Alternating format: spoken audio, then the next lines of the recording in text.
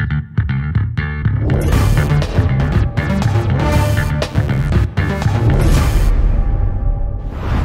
guys, Sonya and Al from Kapow here. We've got a couple of quick-fire issue #1 reviews for you. Dark Corridor is a new, hard-edged crime series from Image, written and illustrated by Rich Tommaso. Set in the fictional city of Red Circle, the first issue features 2 self-contained stories. The Red Circle introduces us to the city and to its morally compromised citizens. 7 Deadly Daughters delves into the city's endemic corruption, but also gives an idea of the type of vendetta which will likely drive the series. So, Sonya, what are you giving it? I'm actually going to give this one a borrow, which I was quite surprised about because, I mean, think about this. It's crime noir, it's pulp, it's kind of Darwin Cook-esque artwork. Sure. You've got mob bosses, you've got crooked cops, you've got a mysterious female. All things that I should like. Yeah. But I finished it and just went, meh. Which kind of made me a little bit sad. Sure. I mean, crime noir and pulp stories are everywhere. You know, there's a lot of them that you can choose from. So I really wanted this one to kind of stand out from them. It looked like it was going to. This is why I picked it up off the shelf. I really thought this was going to give something a little bit new to the genre, a little bit different, but it just felt like it didn't really affect me at all. You've got 2 stories who... yeah, they're all set in the same city, but they're completely disconnected from each other. Yeah. They don't have any cause or effect on each other. They don't kind of help build the world of Red Circle at all for me. I mean, they might be slightly tied together as we move on. Yeah. It's true, but on the face of it... on the face of it. And remember, you know, an issue #1, the whole purpose of it is to get you reading that series. Yeah. So you want to get to the end of it and go, oh my God, I need to know what's going on. Which unfortunately just didn't happen for me. At the beginning of the first story, it started really well. You've got that kind of crooked Sam Spade almost, and you've got, I can hear the saxophone going in the background. It's all kind of set up really, really well. And then it all just kind of falls apart. Yeah. And it just becomes a little bit boring. Pacing-wise, And it's the not pacing lightning goes a bit fast, funny. is it? Yeah. And then you get this little reveal at the end, which just, again, it just made me go, huh, Oh, okay. righto. That should have been, whoa, What really? the? What? What's going on? And then 7 Deadly Daughters, great little contained story. Great. Yep. That's as far as it goes. It doesn't have any effect again whatsoever. I feel like I needed a 3rd story to kind of tie round it all. out and tie them all in. Yeah. Or make that first story the bulk of it. Yeah. You know, bring it out. Give us more on these characters. Give us a little bit more of that mysterious character that pops up at the end, you know. Give us a little bit more to really draw us into this seedy city, to make us want to know what's going on. Why is there so much corruption? Why are the mob bosses all, you know, at each other's throats? What is going on? Yeah. And unfortunately, it just didn't happen for me. The reason why I'm giving it a borrow and not going as low as a berry is that the artwork in this is actually very good. It's a bit kooky. Like I said, it is a little bit Darwin Cook. Yep. That blocky, retro kind of style. The shading is done really well. The palettes are really nice, muted kind of, that nice pulpy kind of colours. And I really enjoyed looking at it. I just didn't really enjoy reading it, which was a bit of a shame, really. Al, you're a bit of a pulp fan as well. I am a huge noir fan. I Yeah. love all the crime stuff, and I am going to give this a berry. Oh. Unfortunately, this one, it didn't work for me. I did, just like you, I wanted this to work for me, but it just didn't set my mind on fire. Yeah. I mean, it's in a very crowded marketplace with a lot of other, you know, crime, pulp stuff that's coming out at the moment, and it's up against some big names in the genre. You can't help but see this and go, okay, fictional town where everybody is corrupt. You can't help but think Sin City Light. And there's probably an unfair comparison, but I can't help having that pop in. Yeah, I had the same thought. Considering what it's putting in there. You mentioned the artwork, which, again, it does make it distinctive, does set it aside from a lot of other stuff, but unfortunately one of the negatives of that for me was that the slightly cartoonish nature of it took the impact away from the violence. Yeah.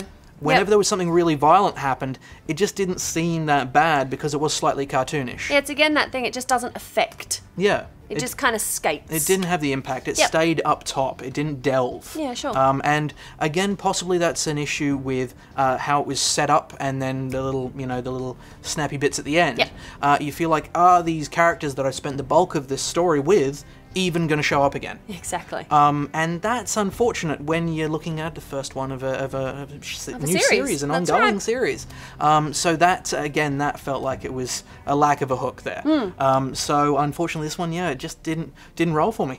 Moving on, for those unfamiliar with the ongoing Gotham by Midnight series, it follows the work of GCPD's Detailed Case Squad, a tiny unit with only 2 detectives, Lisa Drake and Jim Corrigan, who investigate supernatural events in Gotham. If you haven't been following the series, then the self-contained story found in the new Gotham by Midnight Annual No. 1, written by Ray Fawkes and drawn by Christian Deuce, might be just the jumping off point that you're looking for. So Al, you like ghosts, you like Gotham. What did you think of this? Yeah, well, I do like those things. You do? I'm going to give this one a borrow, okay, though. I did enjoy it, but I felt there were some issues, largely to do with pacing. Right. I felt this starts really well. You've got Drake and you've got Corrigan, and they're there and they're hunting down the gentleman ghost, and they burst in on him just as he's in mid-lech, and it's all really good. They've got Ghost catching handcuffs. And they do. It's not taking itself too seriously, so there's a bit of humour, there's a bit of scariness. It's all working. It's feeling good. And we get to about halfway through, and it just kind of starts grinding down. Sure. We've got a little bit of character exposition, which is fine. No problem with that. But then we get a bit further on, and then it's exposition on the gentleman ghost, and he's telling his story, and it's falling slowly to sleep. So it really does kind of grind down in the second half, and that hurt it a bit for me. Okay. As did the appearance of the Spectre. Now, those who know Jim Corrigan as a character, he's the host of a supernatural being, who's the spirit of justice, known as the Spectre. And in this one, not to give anything away, but they do kind of use him like a smart bomb. It's like, we don't know how to fix this, so Spectre. Done. Excellent. And that's a dangerous thing to fall back on. Sure. That's going to be a really dangerous plot thing, and I hope they're not doing that in the ongoing series, because that could really just destroy the whole thing. Getting back, though, to the artwork on this one, the artwork I think is quite good. It's quite clean, it's quite crisp, it's quite realistic, which works well, especially when the gentleman ghost goes full horror face. Scary. That's pretty nasty. That's cool. I will say, though, considering the content, I prefer Templesmith for this. Yeah, fair enough. Because this is Gotham through the looking glass a bit, through the dark side of Gotham that people don't actually see, the twisted side, that's really where Templesmith is in his element, rather. So I'm looking forward to seeing more of that. I'm definitely going to read on with the ongoing series. Yeah, sure. So yeah, that's what I was thinking. Okay, well, I actually really enjoyed this. I'm going to give this one a buy. I don't know much about the Gentleman Ghost. I know he's been around for a while, but I haven't come across him a lot in my reading or in my watching of things about Gotham. Yeah, I've never heard of him personally. Yeah, so well, for me, it was great to kind of come across this kind of weird, ghosty character who is doomed to walk the earth for basically forever. There is no getting out of it for him. So for me, the whole thing in the middle where for you it kind of lagged, the explanation of his story and his backstory and how he became the Gentleman Ghost was great for me, because it's a new character. I don't know what's going on. Who is this guy? Why is he dressed like that? What's he doing that for? Now I kind of have an understanding, and I've got more of a grasp on this character. I also love stories set in Gotham that don't have a bat. Yeah, hard as that might be. Hard as that might be, because you all know I love all of my bats. All of them. Of course. But Gotham as a city and Gotham as a character is such a wonderful backdrop to set weird, kooky, strange stories With some of the stuff that's happened there, you've got to have some haunted places. Exactly. Yeah. So it's really nice to kind of get a story that's in this little splinter of Gotham that, there's no Batman, there's no Batwoman, there's no, because, Batwoman likes that kind of weird, kooky stuff as well. Yeah. But it's nice to just have the Spectre, who I love. I've always loved him as a character. The concept of the Spectre I've always found fascinating. This, pure justice, but where do you draw the line? What's the difference between someone who litters and someone who murders 12 people? According to the Spectre, nothing. You all die. Which is, that's... He can be a little strict. He's a bit strict. He is. So I do agree it was a little bit Deus Ex Machina the way they used him, which... I was a bit like, oh, Okay, you just weren't sure how to get out of that, were Yeah, you? you didn't know what to do. Spectre! I'm going to start doing that in everyday life. Yeah. Excellent. Start pulling on a hood. Spectre! Justice! And then running away. Stop it. But I really enjoyed Corrigan. I really enjoyed, seeing him dealing with that as well. Because, got to be hard being a guy with this thing inside of you, just dying to wreak justice on people. Yeah. The artwork as well. Yeah, look, I'm a big fan of Templesmith as well, and I'll be certainly reading the ongoing now. But I really liked what was done in this. I thought it was really lush. I thought it was very detailed. Some really beautiful little moments in there. Great cause and effect. Yep. Lee Lockridge's colour palette was fantastic. Always solid. Gotham by Midnight can be a little bit dark, a little bit drab, a little bit monotone, but this isn't. This really is beautiful colours. It's quite rich, yeah. And quite illuminated as well when it comes to the Spectre and to the Gentleman Ghost. Sure. I didn't have problems with pacing in this. I was on for a rollicking story and I really enjoyed it. I'm certainly going to pick up the ongoing series based on this. So anyone who's kind of maybe seen it on the shelf and gone, but you're already up to kind of, issue 7 on this one? Yeah, I think it is, yeah. This is a great way. Read this, jump on in, get in amongst the, Gotham by Midnight. It's fantastic. And finally we come to a very different kind of crime fighter. It often seems like there are only 2 types of private detective in fiction. There's the classic hard-drinking, chain-smoking film noir types like Sam Spade or Philip Marlowe, and then there's the brilliant but socially awkward types, the quirky guys. To that second group, we can now add John Flood, the title character of the new Boom Studios miniseries written by Justin Jordan with art by Jorge Coelho. Flood attributes his deductive abilities to the fact that he hasn't slept in over a decade, but is he gifted with insight or just a sleep-deprived nutter? Well, Sonya, what's your verdict? Well, look, I really liked this one. I'm going to give this one a buy. I mean, this has got a serial killer. Yep. Excellent. It's got an enigmatic female sidekick. True. Brilliant. With odd boots. They're great boots, I think you'll find. It's got an ex-cop that left the force under a bit of a storm cloud that you're not quite sure what happened. Brilliant. And you've got John himself, this weird, kooky detective, because if television has taught me nothing, it's that detectives have to be kooky. They do. Yeah. Who hasn't slept forever, basically. Well, 10 years. I know, that's forever when you haven't slept. Yeah. And can see patterns in things that, people can't see generally. Which, great, fantastic. I've always been interested in sleep deprivation. Weird sentence, but I have. And the way that it can kind of skew your mind and you do start hallucinating and you do start seeing things that are a bit different and other people can't see. So I like that concept being brought into this character and that's their superpower, so to speak. That's their thing. Yeah. And serial killing, it's rife for comic book stories. True, yeah. You've got so many different types of serial killers that, pop up in comic books all the way. Different flavours. It's great.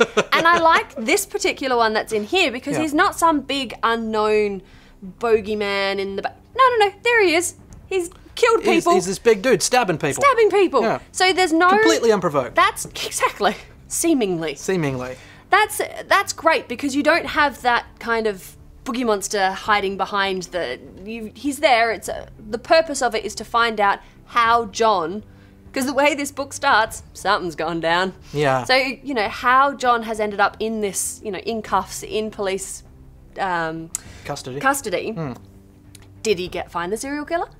Did he kill the serial killer? What's Do they think going he's on? the serial killer? Exactly. That's what I really love about an issue number 1. That's the kind of things I want to finish on. It's like, wait, so if that happened and that happened, but then what if that happens? And then what if that? And that's what this has done for me. It's kind of made me really kind of follow John down a rabbit hole into this, seemingly random serial killer. They're never seemingly random.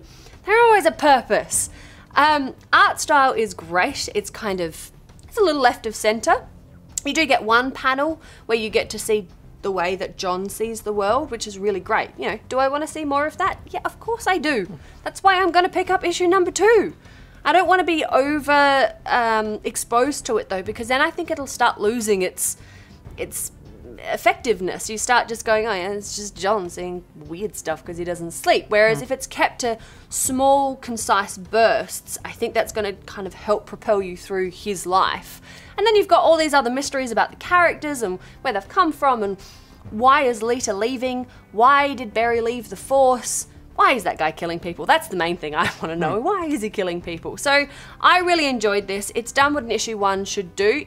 I want to read the next one. I'm really keen to see where this goes. It's one of 6, so it's not going to be a full story, massive ongoing thing. Yep. Has to wrap it up. Brilliant. Al? Done. Concise. Yes. Okay, yes. I didn't enjoy it. Oh. I'm actually giving this one a berry. Oh. Remember what you were saying about Dark Corridor and, you know, really expected to like this, had all the elements. Again, same as I was with this one, had all the elements. It has a very cool premise. Yep. It really is a very cool premise. And I did not care for how it was approached at all. Oh. It didn't hook me. You've got this guy who, can see patterns where nobody else would see them because he lives in a permanent dream state. Yep. Fantastic idea. Why then do we see one frame of how this guy sees the world? You're on the other side. You want to see more of frame. That doesn't hook me because it doesn't show how that can actually be a positive thing. In that one frame, it just looks like he's looking through the bottom of a beer glass. That's all you get. Okay. What we see through this, I want to see when we get back to him after the 6 pages of 2 people sitting and talking too much in a diner. When we finally get back to this guy, you know, the little intersection with the serial killer, that worked. That was great. Yep. That was my favourite bit in the whole thing. Then we get back to this guy, we see his funky house with all the weird stuff there. This is where you show the seeming chaos of his house, and then you see how he sees it and how there's actually a pattern. Okay. That's when we show how he can actually have an ability rather than a deficiency. Okay. That would have been a perfect opportunity, and it's not taken. Right. That frustrated the hell out of me. I didn't find the characters particularly compelling. Okay. They talked too much, and it really dragged the pace down. This guy, for all I know, could just be a kook, and I don't really care that much to continue on and find out. Oh. It really didn't hook me. I'm torn on Coelho's artwork. Yeah, sure. I liked a lot of his compositions. Yep. A lot of his setups. Again, could have been, if they'd used the, Crazy Vision, that could have really been another way to use those composition abilities. Yeah. The unfortunate downside, I did have a few places where I was just lacking in cause and effect. Okay. You'll see, got somebody by an arm in one frame. The very next frame, he's turned them right around. They're over this way. They're facing a completely different direction. All in the time it's finished. Finish one sentence, start another. Sure. And that took me out of it. Okay. That clanged for me and stopped me being able to have a smooth transition through this, and that really damaged my ability to enjoy it.